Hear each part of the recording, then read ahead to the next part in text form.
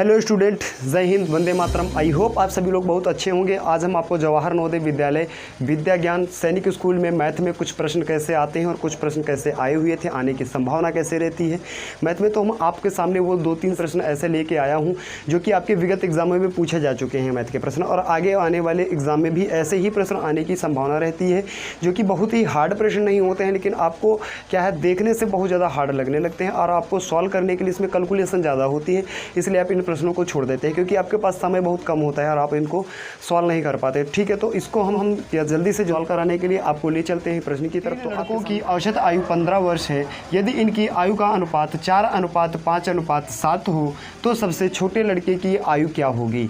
इसमें आपको दिया गया है 3 लड़के थे जिनकी क्या है औसत आयु कितनी थी, 16 थी, तो कुल आयु कितनी हो जाएगी, 48 हो जाएगी। अनुपात 4:5:7 दे रखा है। इन लड़कों के अनुपात में ये आयु है, तो इनको अनुपात में बांट देते हैं। बांट देंगे तो क्या हो जाएगा, 3 चक्कू 12, 3 पचे 15 और 3 सत्ते 21। तो सबसे छोटा लड़का ये, तो सबसे छोटे लड़के की आयु क्या हो जाएगी, 12 वर्ष हो जाएगी। आई होप आप सभी लोगों को समझ में आ गया होगा। अगर समझ में आ गया है तो बढ़ते हैं हम अगले प्रश्न की तरफ। ठीक है, अगला ठीक है, किसी वस्तु को 336 रुपये में बेचने पर 16% की हानि होती है। वस्तु को 10% लाभ प्राप्त करने के लिए कितने में बेचना पड़ेगा। ठीक है, तो क्या कह रहा है, 336 रुपये में बेचते हैं मतलब विक्रय मूल्य है। तब इस पे कह रहा है 10% लाभ भी कमाना है, तो लाभ कहाँ जुड़ जाएगा, ऊपर, क्यों, क्योंकि विक्रय मूल्य है। अब क्या हो रहा है, 16% इसमें हानि हो रही थी, तो 16% 100 से माइनस कर लो, क्या आ जाएगा 84। 84 से कितनी बार कट जाएगा, 4 बार, तो 11 चौके कितना होता है, 44। तो 44 में हमारे पास एक जीरो आ गया, तो ये कितने में बेचने पड़ेगा, 440 रुपये में ये फिर हमें बेचना पड़ेगा अगर हमें 10% लाभ कमाना है। तो इसलिए आपका राइट आंसर क्या हो जाएगा, दिस इज राइट आंसर, आपका B option this is right answer हो जाएगा। ठीक है, आई होप आप सभी लोगों को ये भी प्रश्न समझ में आ गया होगा। अगर समझ में आ गया है तो बढ़ते हैं हम अगले प्रश्न की तरफ। एक दूध के डिब्बे में 48 लीटर दूध डालने से पूरा भर जाता है।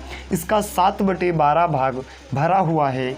यदि उसमें से आधा दूध निकाल लिया जाए तो इसमें कितना दूध और डाला जा सकता है ताकि यह पूर्ण रूप से भर जाए। अब ये कह रहा है कि एक दूध का डिब्बा है जिसमें 48 लीटर दूध आता है। ठीक है भाई, 48 लीटर दूध आता है और इसका 7/12 भाग भरा हुआ है, तो इसका 7/12 भाग निकाल लो।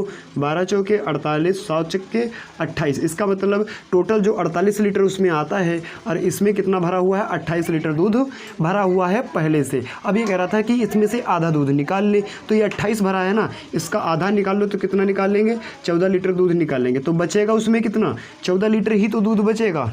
ठीक है, अब ये कहता है इसमें और दूध कितना डाला जाए कि यह पूर्ण रूप से भर जाए। तो टोटल हमें कितना चाहिए, 48 लीटर, और हमारे पास है कितना, 14 लीटर है। तो 14 लीटर है, तो 48 से आप अगर इसमें माइनस कर दोगे 14, तो हमें और कितना चाहिए, 34 लीटर दूध हमें और चाहिए। ठीक है, तो इसका आपका राइट आंसर क्या हो जाएगा, दिस हो जाएगा सी ऑप्शन आपका राइट आंसर हो जाएगा। आई होप आपको ये भी प्रश्न समझ में आ गया होगा।